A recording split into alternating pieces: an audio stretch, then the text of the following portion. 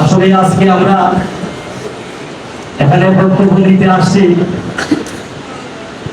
আমাদের নেতা কুলিয়া যুবপন্থা বিএনপি সভাপতি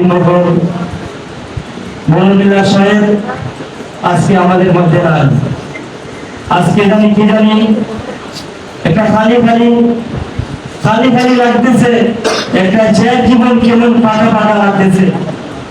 আসলে আমরা গৌরবপূর্ণ পরিমাণ একটা প্রত্যন্ত ইউনিয়ন, আমরা অনেক দূর থেকে যখন আসছি, যখন মনোনীলা সাহেব আমাদের হাত ধরে যখন পিঠে একটা হাত জোড়াই দিত, তখন আমাদের কষ্ট শব্দ হয়ে যেত। আজকে মিল্লা সাহেব মৃত্যুতে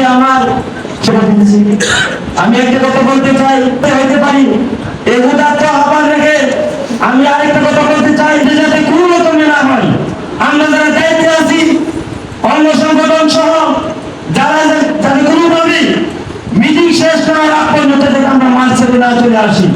আমি আমার নেতৃত্বের কাছে অনুরোধ করবো যাতে এটা কোনোভাবে না হয়। এবারে আমার বক্তব্য শেষ করছি। বাংলাদেশ জিন্দাবাদ।